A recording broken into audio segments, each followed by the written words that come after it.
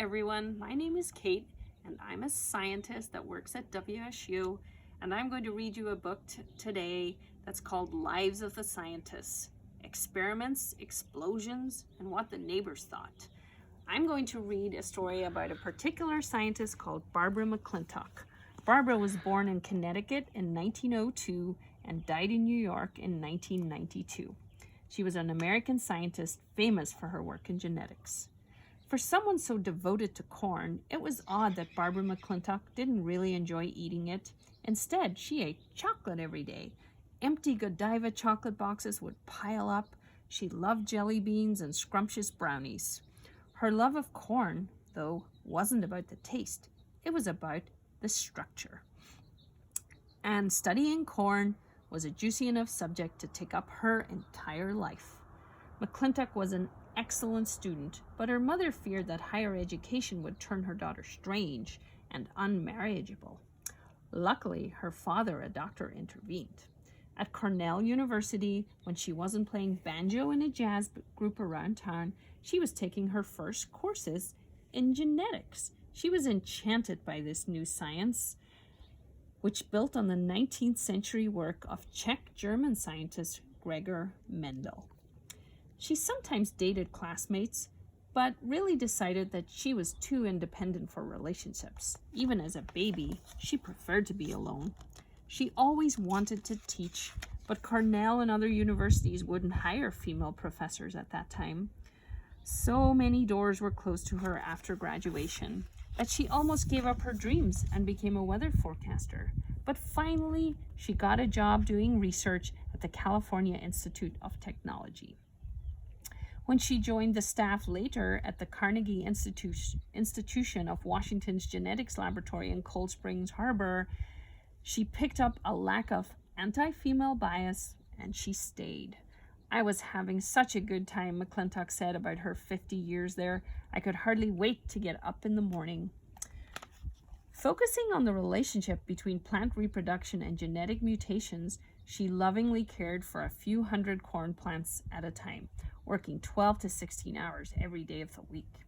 Once after a flood, she replanted her babies at night, using the light from the headlights of her car because she couldn't wait until morning. During a drought, she built a system of pipes to get water to the plants. Exhausted from standing in the sun, she cried, her tears combining with the water.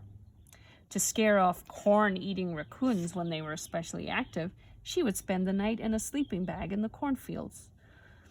Otherwise, she slept across the street in an unheated garage converted into a sparsely furnished apartment. And in the morning, she would dart across a busy highway to get to work at the lab.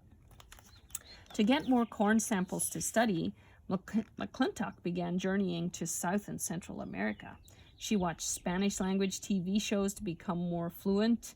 She taught genetics to graduate students, and she was apparently tough. "Everyone was scared of her," said one student.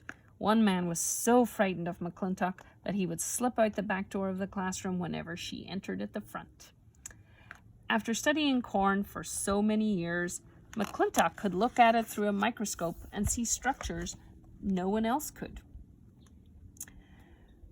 She was learning about molecular genetics, about why traits are passed down through generations or how mutations can cause disease. She was so far ahead of her time that other scientists didn't catch on at first.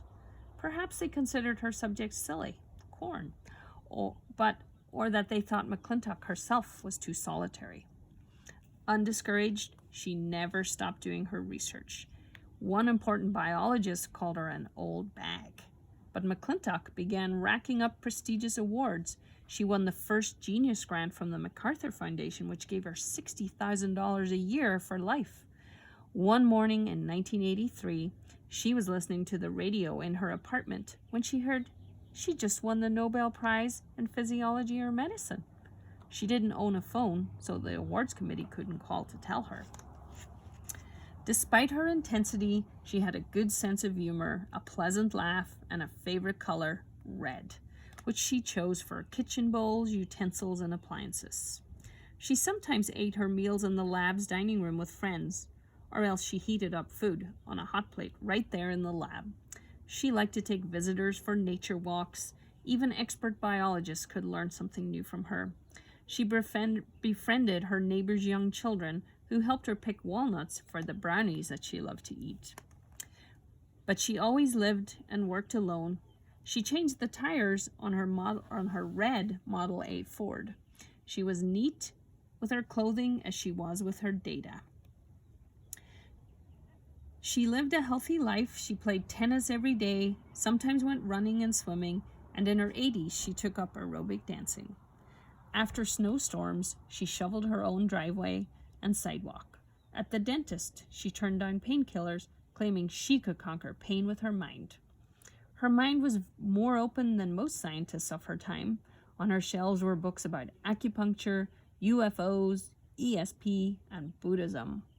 She worked until she was 90 years of age when she died of natural causes.